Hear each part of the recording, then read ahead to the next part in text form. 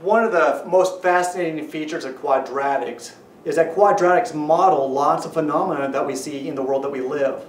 In this particular case, we're going to look at an example of how it models gravity and the effect that a ball, or the effect that gravity has on a ball. I have a situation right here that describes where I'm on a building.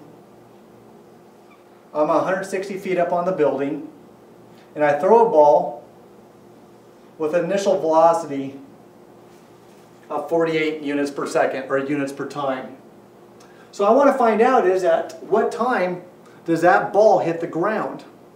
That's a great thing that we're able to do, and we can just do that understanding some simple properties of a quadratic. Well, this formula right here models the flight of that ball, where t is my variable in time.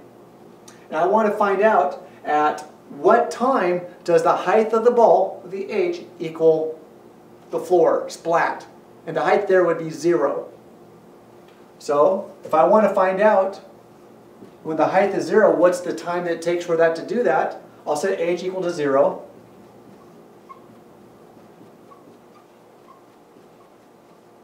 And solve that quadratic. First of all, let's multiply everything through by -1. -1 times a 0 is a 0. And the reason why I wanted to do that, it's always important to start with that initial term being positive. I can factor a 16 out, it looks like.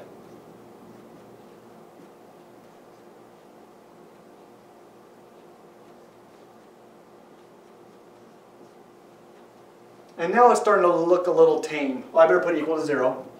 I can solve, or I can factor that middle term.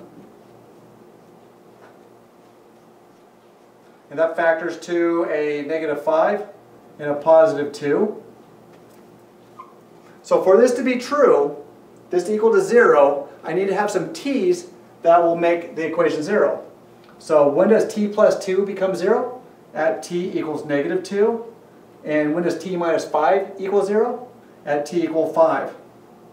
So it tells me then that I have at times -2 and 5 is when the ball is at height 0. Well, obviously the -2 doesn't make sense. I'm not throwing the ball backwards in time. So I can kind of remove that option. The second option is 5. So this tells me, based on this initial criteria, after 5 seconds, the ball will hit the ground.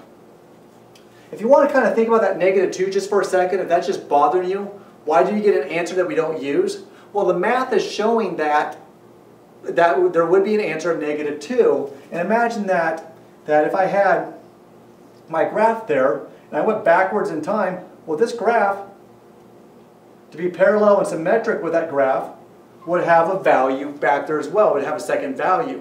But since it doesn't make sense in the world that we live, negative time, we'll just eliminate that one and look at the value that's useful for the application we have. Quadratics are all around. This is just one of the many examples of things that you can understand based on the tools that we're starting to develop.